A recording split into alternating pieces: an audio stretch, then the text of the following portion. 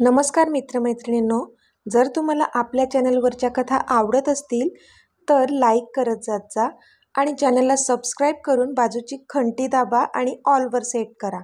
म्हणजे जेव्हा जेव्हा मी नवीन व्हिडिओ किंवा कोणतीही नवीन पोस्ट अपलोड करेन तेव्हा ती सगळ्यात आधी तुमच्यापर्यंत पोहोचेल.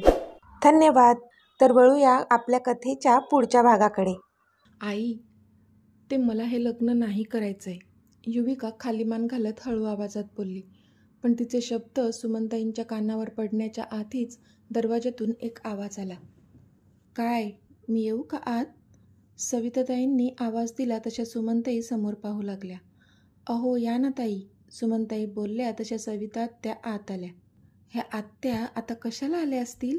शिट, मला आईशी बोलायचं होतं, युविका मनातच बोलली. आता पुढे. ताई, काही काम होतं का? सुमनताईंनी सविता आत्याला विचारलं.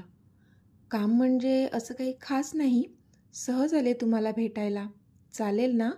सविता आत्या एक कटाक्ष युवीवर टाकत बोलल्या. अहो चालेल काय त्यात, या ना, सुमनताई बोलल्या.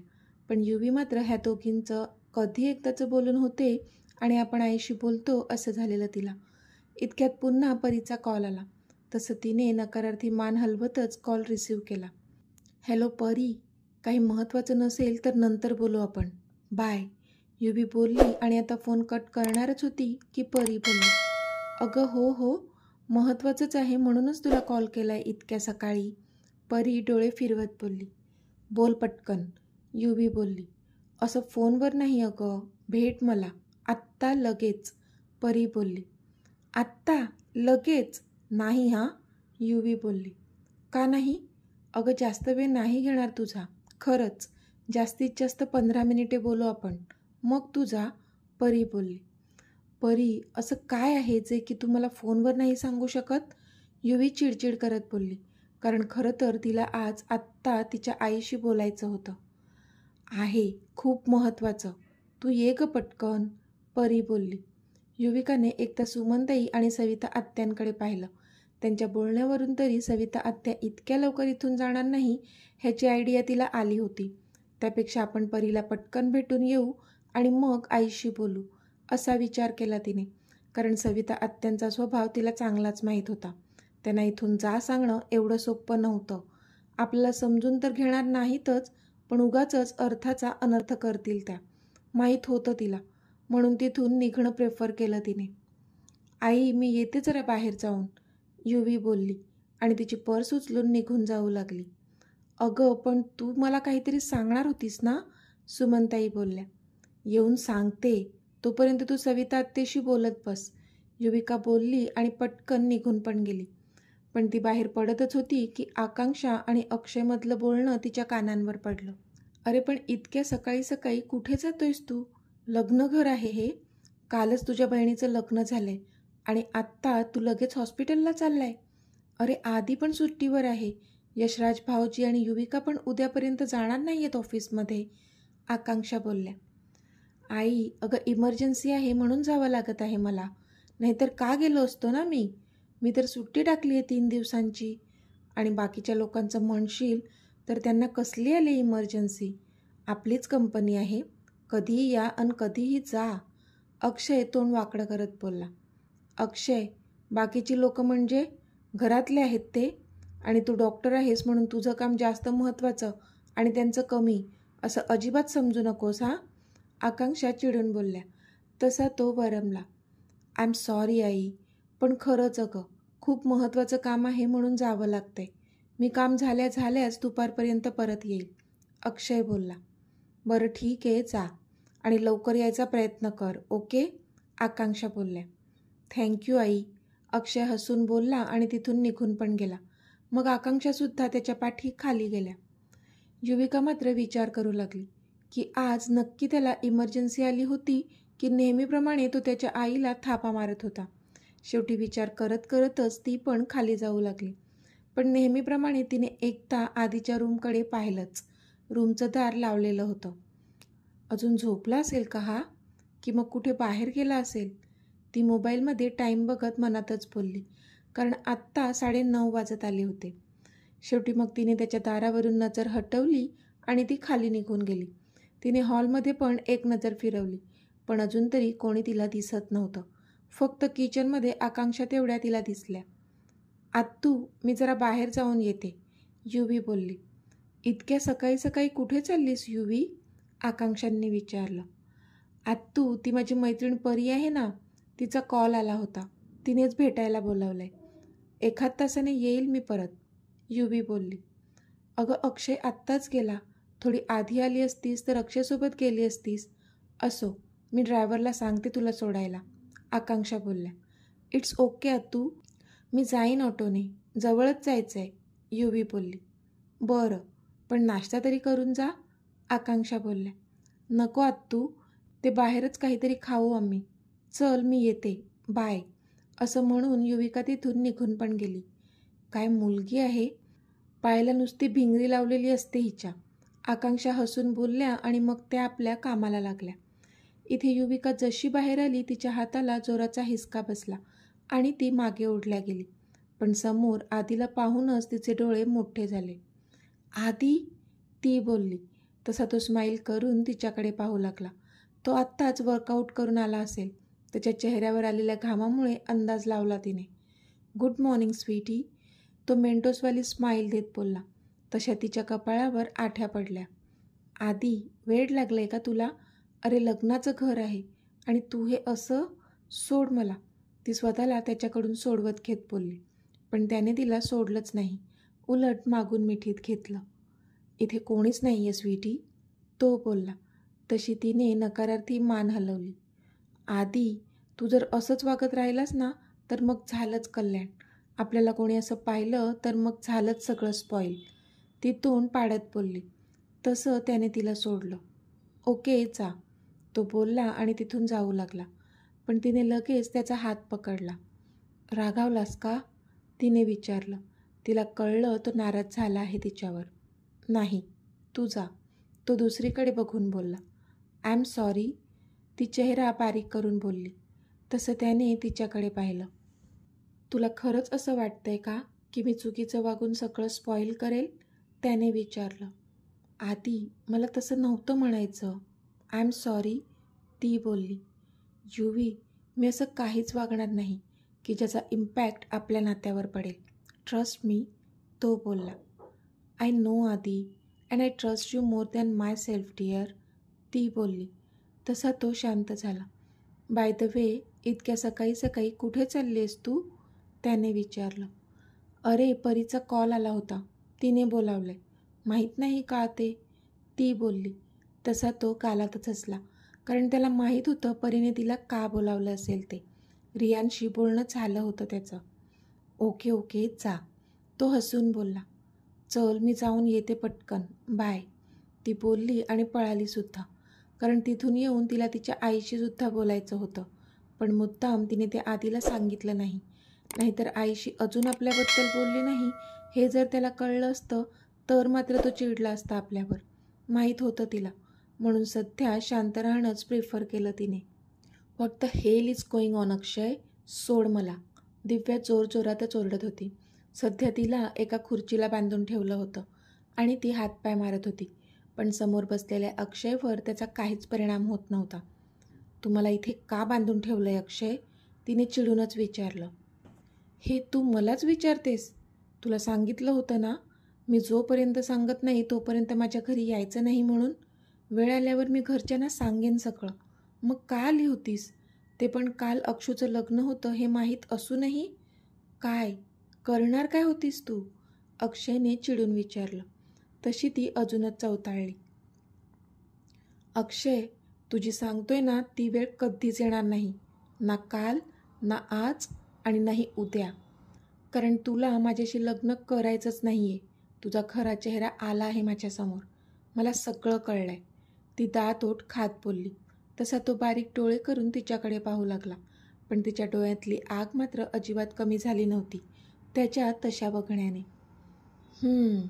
तरीच मी बरोबर अंदाज लावला होता. तुला नक्कीच काहीतरी कळलं असेल, नाहीतर तू असा वेडेपणा करणं शक्यच नाही. असो, कसं कळलं तुला? लेट मी गेस, आदीने सांगितलं ना, त्याने हसून विचारलं. तशी ती मात्र रागीट चेहऱ्याने त्याच्याकडे पाहू लागली. स्वतःचा खोटेपणा कधी ना कधी समोर येतोच अक्षय. आणि राहिला प्रश्न मला कोणी सांगण्याचा, तर नाही. तू स्वतःचे कर्म तुझ्या तोंडाने कबूल केलेत माझ्यासमोर. त्यासाठी दुसरं कोणी मला येऊन सांगण्याची अजिबात गरज नव्हती. ती बोलली तसा तो प्रश्नार्थक तिच्याकडे पाहू लागला. मी? कधी? त्याने विचार करत विचारलं. पण त्याला तरी सध्या अजिबात आठवत नव्हतं की त्याने कधी तिला त्याचा कबुली जबाब दिला. कधी आणि कुठे सांगितलं ह्यापेक्षा मला सगळं कळलंय हे जास्त महत्त्वाचं आहे. पण माझं दुर्दैव की मला खूप उशिरा कळलं. मला तुझा खरा चेहरा दाखवणारे खूप जण होते अक्षय, पण मीच तुझ्या प्रेमात इतकी आंधळी होते की ते सगळे खरं बोलत आहेत हे कळलंच नाही मला कधी. आणि आता जेव्हा कळलंय तेव्हा मात्र खूप उशीर झालाय. तू माझं संपूर्ण आयुष्य बर्बाद केलंय. ती निराश हसत बोलली. तुला काहीच वाटलं नाही का अक्षय माझ्या भावनांशी खेळताना? अरे मी प्रेम करत होते तुझ्यावर, खरं प्रेम. आणि तू काय केलंस? पण आत्ता मी तुला अजिबात सोडणार नाही अक्षय. तू माझं आयुष्य तर बर्बाद केलंच आहेस, पण तुला पण मी सहजासहजी शानने नाही जगू देणार. तुझ्या घरच्यांना मी सगळं सांगणार आहे. तुझा हा घाणेरडा चेहरा मी सगळ्यांसमोर आणणार आहे. मी अजून दुसरं कोणाचं आयुष्य खराब करू नाही देणार तुला. ती रागारागात बोलली. तिच्या डोळ्यात जणू आग उतरली होती. पण तो मात्र एकटक तिच्याकडे पाहत होता, जणू तिच्या बोलण्याचा त्याच्यावर काहीच परिणाम झाला नसावा. ओ पुअर बेबी, तर तुला माझ्या फॅमिलीला सगळं सांगायचं आहे. ओके चल, दिली तुला परमिशन. पण त्याआधी जरा हे बघ, असं म्हणून त्याने एक व्हिडिओ तिच्या समोर सुरू केला. त्या व्हिडिओमध्ये एक 17-18 वर्षांची मुलगी होती जी क्यूट फेस करून सेल्फीज काढत होती. प्रिया? दिव्याच्या तोंडून अस्पष्ट हाक निघाली. हो प्रिया, तुझी लाडकी प्रिय बहीण. तो व्हिडिओ बघत हसत बोलला. अक्षय, दिव्या आता चिडली होती. ओरडू नकोस. खूप प्रेम आहे ना तुझं तुझ्या बहिणीवर? असायलाच हवं. किती क्यूट आहे ती. पण एकटीच राहते म्हणे हॉस्टेलवर. खूपच सुंदर आहे, अगदी तुझ्यासारखी. पण विचार कर, जर कोणी अज्ञात माणसाने येऊन तिच्या त्या सुंदर चेहऱ्यावर ॲसिड फेकलं तर? तो खूपच निर्दयीपणे बोलला. अक्षय, प्रियापासून दूर राहायचं. दिव्याच्या अंगात जेवढा होता नव्हता तेवढा सगळा जोर काढून ती रागातच ओरडली. शांत शांत, मी फक्त शक्यता सांगितली. पण हे होईलच असं नाही ना? तू जर गप्प राहिलीस तर मग मी पण गप्प राहीन. खरंच, तो नाटकीपणे बोलला. तू इतक्या खालच्या पातळीला जाशील अजिबात वाटलं नव्हतं, ती बोलली. आता कळलं ना? तो दात विचकत बोलला. तशी ती अजूनच चिडली. हे बघ, आता तुला सगळं कळलंच आहे तर मला तुझ्याशी काही देणं घेणं नाही आहे. तू फ्री आहेस, पण माझ्या रस्त्यात पण यायचं नाही. तू अजून मला नीट ओळखलं नाही आहे दिव्या. तू इथून निघून जा, दूर. आधीशी कॉन्टॅक्ट नाही ठेवायचा. घरच्यांना सांगणं तर दूरच. माझी जी इमेज घरात आहे तीच पुढे पण मला राहायला हवी. एकदा का माझं लग्न युविकाशी झालं आणि त्या हॉस्पिटलची ओनरशिप मला मिळाली की मग तू ह्या शहरात पुन्हा येऊ शकतेस. नंतर तू काहीही केलंस तरी त्याचा मला काहीच लॉस होणार नाही. तुझ्या बहिणीची सेफ्टी महत्त्वाची असेल तर तुला मी जे म्हणेल तसं करावंच लागेल, तो बोलला. पण ती मात्र आता हताश होऊन त्याच्याकडे पाहत होती, कारण सध्या तरी तिच्याकडे त्याचा ऐकण्याव्यतिरिक्त कोणताच ऑप्शन शिल्लक नव्हता. कारण जर तो तिची ही अवस्था करू शकत होता तर तिच्या बहिणीचं आयुष्य खराब करायला त्याला अजिबात वेळ लागला नसता. माहीत होतं तिला. आणि ती तिच्या बहिणीच्या आयुष्याशी नव्हती खेळू शकत. काय? रियांश? युविकाच्या तोंडाचा आ झाला होता. हो, परी खाली मान घालून बोलली. तशी युविका तिच्याकडे डोळे बारीक करून पाहू लागली. युवी, आय एम सॉरी यार. मला खरंच तुझ्यापासून हे लपून नव्हतं ठेवायचं. पण खरं सांगते, मला पण हे आत्ताच काही दिवसांपूर्वी कळलं की ऋषी म्हणजेच रियांश आहे, परी बोलली. तशी युविका तिच्याकडे ती काहीही बोलतेस अशा नजरेने पाहू लागली. परी, डोक्यावर पडलीस का गं? काय बोलतेस, तुला तरी कळतंय का? युविका कसं तरी तोंड करत बोलली, कारण तिला कळतच नव्हतं परीला नक्की काय म्हणायचं आहे. एक मिनिट युवी, तू शांत हो गं बाई आधी, परी नकारार्थी मान हलवत बोलली. बरं झाले शांत, सांग आता, युविका हाताची घडी घालून बोलली. बरं, मी तुला सगळं पहिल्यापासून सांगते, असं म्हणत परीने युविकाला सगळं सांगून टाकलं. म्हणजे कसं तिला रियांचं सत्य अचानक कळलं आणि त्यानंतर तिने त्याच्याशी तोडलेलं तिचं नातं, रियांशने इथून कायमचं US ला जायला घेतलेला निर्णय आणि त्यावर आधीचं तिला समजावणं आणि योग्य मार्ग निवडण्यासाठी दाखवलेला आरसा आणि मग पुन्हा जुळलेलं त्यांचं नातं, सगळं सगळं सांगितलं तिने युवीला. काय? इतकं सगळं घडून गेलं आणि तू मला काहीच सांगितलं नाहीस? युविका नाराज होत बोलली. आय एम सॉरी ना युवी, परी तिचा हात पकडत बोलली. जाऊ दे, असंही आता ह्यावर बोलून काय फायदा आहे का? युविका तोंड पाडत बोलली. युवी प्लीज ना यार, माफ कर. अगं खरंच मीच एवढ्या शॉकमध्ये होते आणि मला माहीतही नव्हतं रियांश आधीचा मित्र आहे. अगं ते तर मला काल कळलं, परी बोलली. अच्छा, पण आधीला तर माहीत होतं ना? त्याला तर मी बघतेच आता आणि त्या रियांशला सुद्धा. युविका दात ओठ खात बोलली. त्यांना तू बघून घे, पण मला माफ करून टाक, परी इवलंसं तोंड करत बोलली. तशी युविका स्माईल करत तिच्याकडे पाहू लागली. I am so much happy for you परी, रियांश इज व्हेरी नाईस गाय, युवी तिला मिठीत घेत बोलली. तशी परी पण हसली. म्हणजे तू मला माफ केलंस? परीने विचारलं. तुला माहिती आहे ना, तुझ्यावर जास्त वेळ मी नाही राखून राहत, युवी बोलली. तशी परीने पण तिला मिठी मारली. थँक्यू डिअर, किती टेन्शन आलेलं माहिती आहे मला, परी बोलली.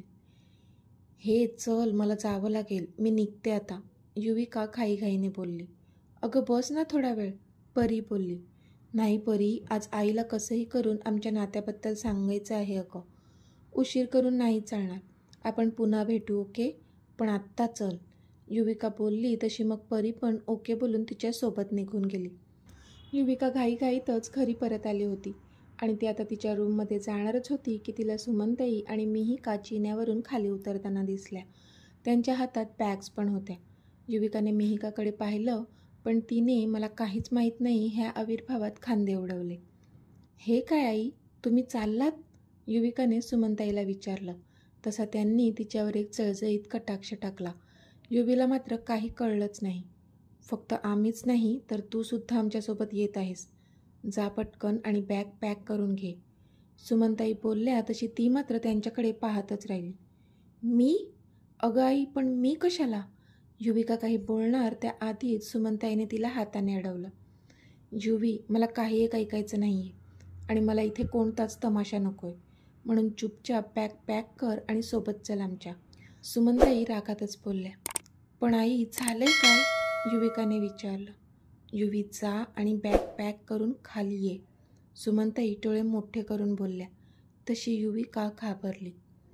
तर मित्रमैत्रिणींनो, आजचा भाग तुम्हाला कसा वाटला ते मला कमेंटमध्ये सांगा आणि जर आवडला असेल तर व्हिडिओला लाईक करा, शेअर करा आणि चॅनलला सबस्क्राईब करून बाजूची घंटी नक्की दाबा. चला तर भेटूया आपल्या पुढच्या भागात, तोपर्यंत धन्यवाद.